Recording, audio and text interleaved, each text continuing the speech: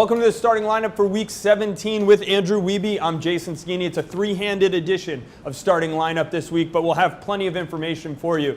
And if you need more information on fantasy, you can always go to fantasy.mlssoccer.com. Check out the news tab for all your updates, and of course, continue to watch the starting lineup. Last week, we had a fantasy question for you guys, and we said, who did you think was going to do the best in their double week coming up? Diego Valeri, Patrice Bernier, Russell Teibert.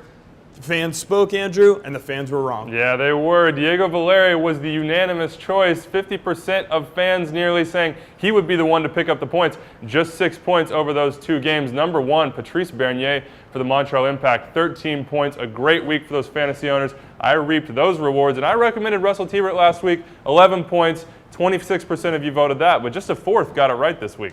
All right, well, we have to move on to a lot of people are asking about Gold Cup. How is that going to affect my fantasy roster? Andrew, what do they need to know? Well, they need to start preparing right now. We'll start with the U.S. July 1st seems to be the date when those guys are going to camp. That means that you'll probably have them for this week and next. Then round 19, they'll all start moving out. So start preparing now. Meanwhile, the other nations, we're not quite sure when they'll leave, but you need to start using your free transfers to make sure you're prepared for those absences.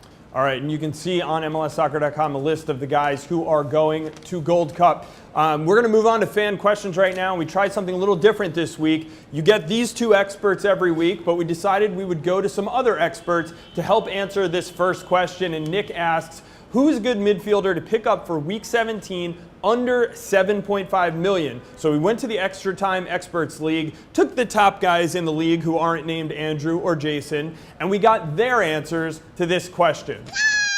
And the first answer comes from the league leader, and that is Grant Wall from Sports Illustrated. He says he's going to go with Houston's Andrew Driver, and this is more about the opponent. As they are playing hapless Toronto at home, he thinks that Driver will help generate an attack that will be improved now that Brad Davis is back from international duty. Moving on to our own fantasy expert here at MLSsoccer.com, Ben Jada going with Ned Grabavoy of Real Salt Lake. 7 points per game in his last three. He's been very productive lately and one that's likely to continue. All right, Matt Tomaszewicz is next. The Shin Guardian says he is going to go with Nick De Leon as his pick at $7.4 million. He says maybe take a flyer on De Leon getting a deposit this weekend. I'm not buying the Earthquakes' new attack, and they have the worst road goal difference. So he likes DC this weekend. And meanwhile, Mark Conley is betting against DC. He says Sam Cronin is your man at $6.5 million. You'll remember I recommended against picking him up. I paid for that one with the goal last weekend. He thinks he'll get the goal, especially with DC being, well, just not very good even at home.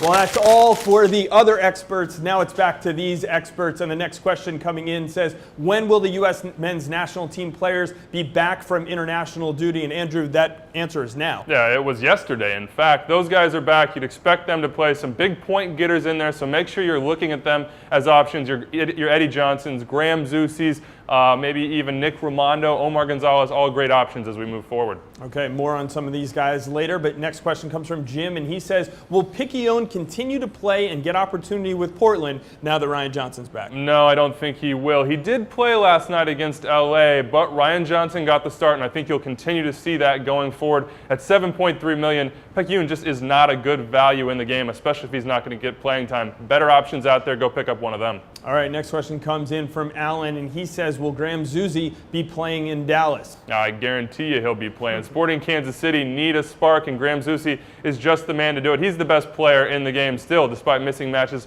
with the U.S. national team. Captain Fantasy, you might even call him. He had that breakout game in Dallas last year, and although Dallas are great at home, just 4 goals allowed, I think he'll be a bet in this one too. All right, sticking with the Kansas City theme, the next question comes in and says, is it time to be picking up Sporting Kansas City players? And the answer here is definitely yes. You look at Aurelien Collin, he was at $7 million, now he's at $6.5. Zusi was at $10.4, now he's at $9.9. Bieler was at $9.4, now he's at $8.5. There is a bargain basement bonanza in Sporting Kansas City. You can get these guys on your fantasy team now. Yeah, and I've already taken advantage with Zusi and Collin, but you look at their schedule, it's also favorable. 5 games over these next 5 rounds. You don't have to worry about buys. You probably don't have to worry about Gold Cup. That's a massive advantage. advantage. Next question comes in from Twitter, and it's from Spider Fang. That's an interesting name. He says, I need some good center backs for my fantasy team. Well, you start with the elite. You said it, Aurelien Collin. He is the best as far as points go. Not this week, but Goncalves in New England is a good bet. But really, look at FC Dallas. Those two in the middle, George John and Matt Hedges, both great, great fantasy plays. And if you're looking for a bargain, Holgerson, Barry, maybe Stephen McCarthy, those guys a little bit more bang for the buck. Yeah, and also remember, you don't have to put center backs on your fantasy team. You can go with outside backs. Plenty of those guys getting points for their fantasy teams. Moving on, we had a question from Derek. He says, considering Javier Morales' play as of late, is he worth the money to spend in the midfield? Oh, he's easily worth the money. At 8.6, I think he's actually underpriced. He's the fourth most productive midfielder, and that's with being injured at the start of the year. Since coming back, he's averaging 7.9 a game, 2 massive games in his last times out. When they get Saborio back, when this team starts firing on all cylinders, hey, Olmes Garcia is no slouch either. He is going to continue to produce. I think you get him on your team. That's one thing I'll say about Morales, and it's why he's on my team. All the forwards in Salt Lake are scoring now. It doesn't matter who's out there. He's providing for them, and he's also following up into the 18. You see him playing in and around the box a lot. He's a guy who's going to pick up great fantasy points for you. Next question coming in from Dean, and he says, pick one of these for this week, Brad Davis or Graham Zusi, and you know what that means. It's a transfer matchup.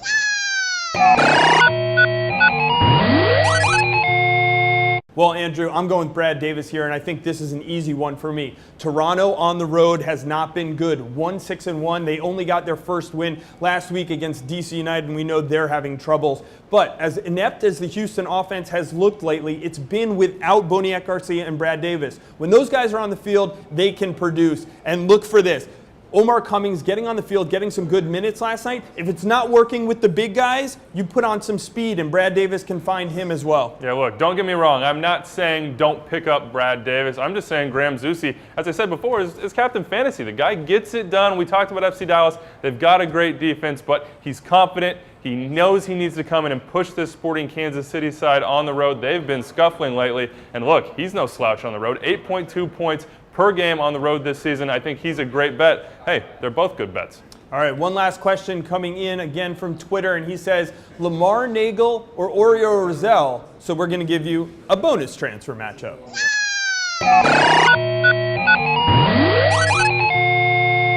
And this one, Andrew, might go a little differently than usual, because I'll tell you this. I actually don't like either of these guys this week. Remember, Lamar Nagle's been playing forward a lot lately. He's getting pushed back to the midfield if he starts. Yeah. Obafemi Martins and Eddie Johnson are going to be starting for Seattle. So Ziggy Schmidt has said before he will keep Lamar Nagle on the field, but again, it puts him in at a midfield position. It's not going to be the same value. I think I would downgrade his value here. That said, between the two, I would go with Nagle if you had to pick one over the other. Yeah, I agree. You hope that his speed is what sets him apart. Maybe he can catch up with those two thoroughbreds up top. On the other side, look, Oriol Rosell is not a bad player, but he's your safety school in this situation. You go with the guy that has a lot of upside, a lot of value. If you need 2, 3, 4 points guaranteed, he's probably your man. But I think this week, at best, he's a bench play. All right, that's all we have for starting lineup this week. We will see you next Thursday. Good luck this weekend in your fantasy matchup, and enjoy the games.